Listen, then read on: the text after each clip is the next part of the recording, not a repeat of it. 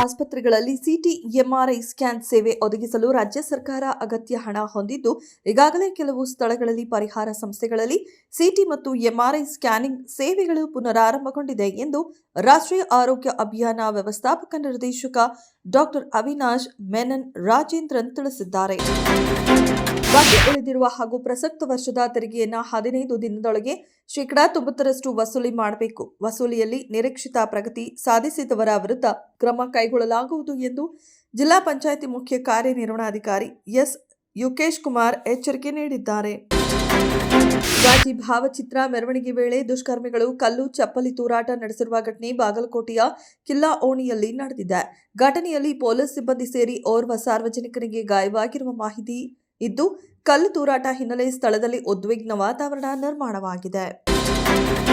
ರಾಜ್ಯ ಸರ್ಕಾರದ ಪಂಚ ಗ್ಯಾರಂಟಿ ಯೋಜನೆಗಳ ಸಮರ್ಪಕ ಅನುಷ್ಠಾನ ಹಾಗೂ ಸಮನ್ವಯಕ್ಕೆ ಐಎಎಸ್ ಅಧಿಕಾರಿ ನೇತೃತ್ವದಲ್ಲಿ ಪ್ರತ್ಯೇಕ ಸಚಿವಾಲಯ ಸ್ಥಾಪಿಸಬೇಕು ಎಂಬುದು ಸೇರಿದಂತೆ 13 ಬೇಡಿಕೆಗಳಿರುವ ಮನವಿ ಪತ್ರವನ್ನು ರಾಜ್ಯ ಗ್ಯಾರಂಟಿ ಯೋಜನೆಗಳ ಅನುಷ್ಠಾನ ಪ್ರಾಧಿಕಾರದ ಉಪಾಧ್ಯಕ್ಷರು ಆಗಿರುವ ಪರಿಷತ್ ಸದಸ್ಯ ದಿನೇಶ್ ಗೂಳಿಗೌಡ ಮುಖ್ಯಮಂತ್ರಿಗೆ ಸಲ್ಲಿಸಿದ್ದಾರೆ.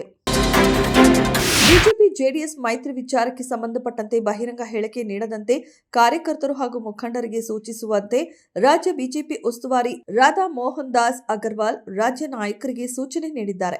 ರಾಜ್ಯಾಧ್ಯಕ್ಷ ಬಿವೈ ವಿಜಯೇಂದ್ರ ಕೂಡ ಈ ಬಗ್ಗೆ ಸೂಕ್ಷ್ಮವಾಗಿ ಸೂಚನೆ ನೀಡಿದ್ದಾರೆ. ಈಗ 85 ವರ್ಷ ವಯಸ್ಸು. ದೇವರ ದಯೆಯಿಂದ ಇನ್ನೂ 5-6 ವರ್ಷ ಓಡಾಡುತ್ತೇನೆ. ನೀವು ಎಲ್ಲಿಗೆ ಯಾವಾಗ ಕರೆದರೂ ಬರುತ್ತೇನೆ. ರಾಜ್ಯದಲ್ಲಿರುವ ಭ್ರಷ್ಟ ಕಾಂಗ್ರೆಸ್ ಸರ್ಕಾರವನ್ನ ತೊಲಗಿಸೋಣ ಎಂದು ಬಿಜೆಪಿ ಸಂಸದೀಯ ಸಮಿತಿ ಸದಸ್ಯ ಮಾಜಿ ಮುಖ್ಯಮಂತ್ರಿ ಬಿಎಸ್ ಯಡಿಯೂರಪ್ಪ ಕರೆ ನೀಡಿದರು. ಜಾಗತಿಕ ಆಹಾರ ಭದ್ರತೆ ಒದಗಿಸುವ ನಿಟ್ಟಿನಲ್ಲಿ ಭಾರತ ಬದ್ಧತೆ ಪ್ರದರ್ಶಿಸುತ್ತಿದ್ದು, ಇದೀಗ 5 ವರ್ಷಗಳ ಕಾಲ ಅಕ್ಕಿ ಪೂರೈಕೆಗೆ ವಿಶ್ವಸಂಸ್ಥೆ ಜೊತೆ ಒಪ್ಪಂದಕ್ಕೆ ಸಹಿ ಹಾಕಿದೆ ಎಂದು ಕೇಂದ್ರ ಆಹಾರ ಮತ್ತು ನಾಗರಿಕ ಸರಬರಾಜು ಸಚಿವ ಪ್ರಹ್ಲಾದ್ ಜೋಶಿ ಮಾಹಿತಿ ನೀಡಿದ್ದಾರೆ. ಮಧ್ಯಪ್ರಾಚ್ಯದಲ್ಲಿ ಯುದ್ಧದ ಭೀತಿ ಮತ್ತು ಸೇನಾ ಚಟುವಟಿಕೆಗಳು ತೀವ್ರಗೊಂಡಿರುವ ಬೆನ್ನಲ್ಲೇ ಅಮೆರಿಕ ಅಧ್ಯಕ್ಷ ಡೊನಾಲ್ಡ್ ಟ್ರಂಪ್ ಇರಾನ್ ವಿರುದ್ಧ ಗುಡುಗಿದ್ದಾರೆ.